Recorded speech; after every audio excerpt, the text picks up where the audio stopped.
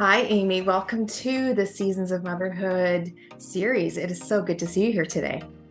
Well, thanks, Sandy. It is a real honor and a blessing to be here too. This is something I've been looking forward to. So thanks for asking me, and I'm really happy to be here. It is a pleasure. You are a pastor's wife.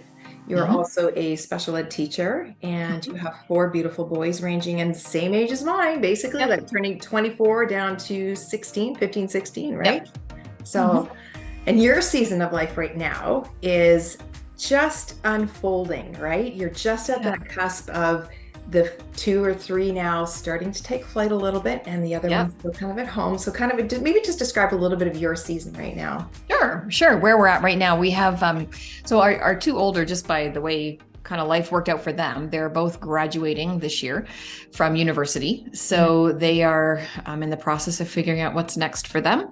And then we have one who's in university, middle of university, and then one who's in grade 11. So making some decisions in the near future about what that will look like. So there's lots of kind Season. of lots to make decisions about, right? Lots to be kind of working towards and talking about and praying through and Right. and figuring that out. So that's kind of, we're in that like revolving door season, right? Where they've all been out for a bit, but now they might be coming back. And so you just leave the door open. Yes, absolutely. And that's all we can do. We keep the home front coals burning and on Yeah. fire, and Yeah. keep doing what God has called you to do in your teaching environment, and Mhm. as you continue to be working in your church as well and serving and all of the things that you and Andrew are doing together, which is so Yes. beautiful. And I Yeah. think it's very close to the theme of the first blog post you wrote right at the beginning that talked about in the midst of becoming. And we're always in the midst of becoming, even as moms. Yeah, so maybe explain a little bit about the in the midst of becoming, where that title came from and how that kind of all evolved for you in that Yeah. post. Sure. As parents and as young moms and young parents, you start to build in those things and you make those intentional decisions about Right. what's going to help your child and what you want for your children and corporately, individually, all of that. And so I think on that particular day, they were at camp. They had three of them were working up at the camp in the summer. So Mhm. we were there, and it was like the one time we were going to kind of all be together Mhm. before Thanksgiving, because that's everybody was coming back, going back to school, different times. Everybody was just doing whatever they had to do, right? Right. But it was in the midst of that I'm watching them really kind of living their best life, for lack of a better phrase. I know that's a I love phrase that. right now, but I it's love it, that though. it really was like they were serving and they were loving what they were doing, and they were facing challenges with Mm. real determination and godliness. And Mm. so sure, it was a moment of, probably I was proud of them as well, but just Mm. also what really struck me was that moment to kind of pull back and just to watch and to see, Mm. wow, like we've hit this level Right. that you don't even really realize you're aiming for. No, you don't. Right? You No. don't ever realize that you're No. aiming for those things. And it just like, they were just laid in my heart. And I thought about Mary and how she treasured and she pondered all these things in her heart. And it was that sort of thing that I just wanted to like, keep it all Yeah. in there. And I never wanted to let it go. Like it was just this, like just realizing that these boys were becoming the Mm. men that God needed them to be. I think this is so beautiful because this is the kind of encouragement I think moms need really at any stage. But when you think about younger moms that are like rushing to get through that stage, I can't Yeah. wait till they're 3. I can't wait till they're in school. Right. I can't wait Yeah. till they're 10. And it's a great reminder for us to step back, put the social media aside, put the world and the noise out, and just look at the moment you're in. Yeah. I love what you say. Um, you said something really profound that I loved. And it says, "This is the sacred privilege of being a mom. These moments are mine to treasure in a way no one else can or will." Can you talk a little bit about that concept of the sacred privilege? Like, I just think as moms, like God has uniquely gifted us, and whether we have carried babies within us, whether we have carried babies in our hearts through adoption, Mhm. there's something sacred that I believe God implants within us as moms, Mhm. and I don't think anyone else gets that. And also, I think it's unique between mother and your own children. Like, it's not even the same, like for you and your kids, it would be different for me and my kids. And yet it's still a beautiful, sacred gift that God has allowed us to embrace. And I think part of that is the pondering and the treasuring. I think that is a unique motherly gift. Yes, I agree. Right. So I think just those sacred moments. So like even that heaviness that I felt in that moment, and I felt it in different moments since, I know that's like a pressing down of God saying like, this is good. This is a gift from me. So take this, hold it, treasure it, and just like keep it in your heart. I think that whole sacred privilege, it comes with that responsibility, like that sense of that mantle that you talked about.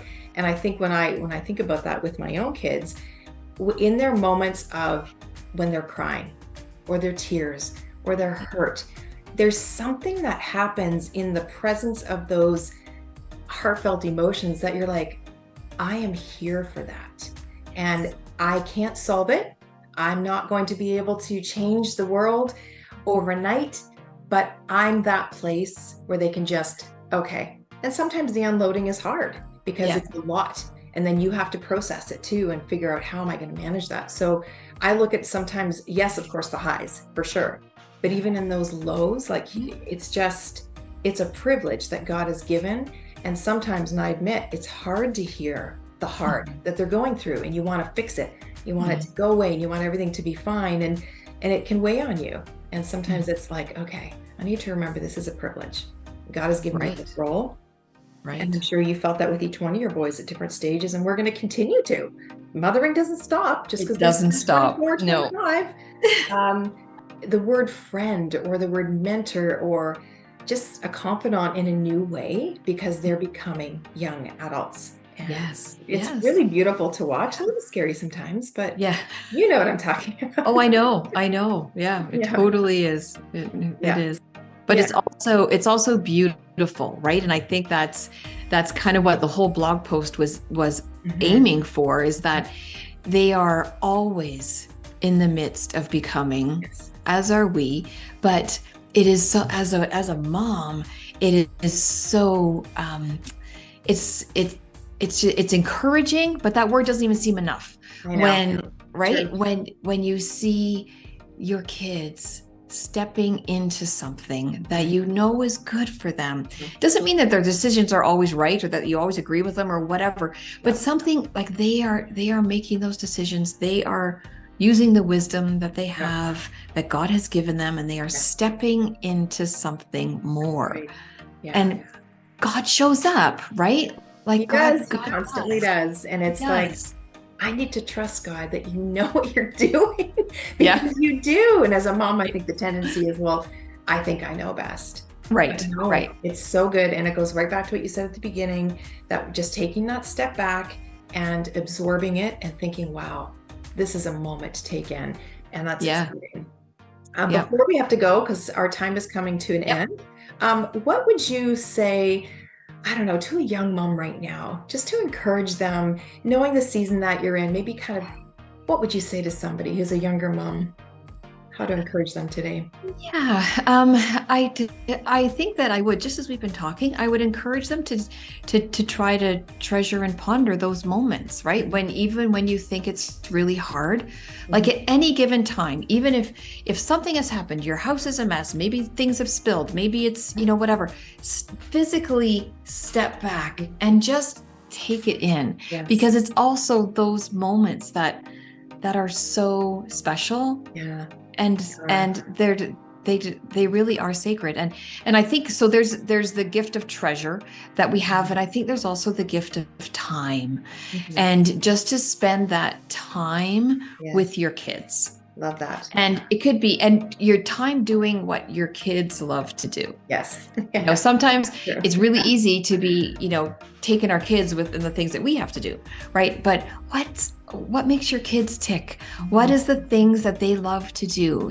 Go and engage in their world, and and So just good. like stare at things and wonder with them and just take it all in and be in awe with them. Yes. And just embrace it and really and try to enjoy every moment. And I know that that's, hard to do for one thing. Hard to do. And it's also maybe easier in our stage to kind of slow that down and do that. But it really is something that I think I wish I had done earlier. I wish that I hadn't kind of pushed through everything and just tried to keep everything going and to keep it all, and keep all the balls in the air. So right? hard. Yeah. And to do all of that and and just to really think like Mary does, like to embrace the adults, the young adults, the men, the women that your young children are going to become, because they are going to become something. Yes. They will. I love that. Hold on to that truth. Yes. They will become something, someone. They will. They will. It's such good encouragement. I remember Duncan would say, what is their bent? What are they leaning toward? Like he would kind of look at them all kind of around that 7, 8, 9 age. He always sensed that there was something unique kind of starting to, bloom almost in each one of them. Yeah. I loved how he used that word, that kind of like a bent to them, Yes. So I love what you're saying, how finding that time in the midst of them becoming and then reminding ourselves too, we're becoming. So this has been so beautiful. Our conversation has been so encouraging, and I can't wait to be able to share this with the world so other moms can be encouraged along the way. So for those of you watching, please go to sandymcgregor.com to listen to this, as well as to read Amy's blog post to dig deeper into what she wrote about, called In the Midst of Becoming. So thank you for being with us today, Amy, and I look forward to many more conversations. Yes. Thank you so much, Sandy. It's been great. Thank you. Thanks.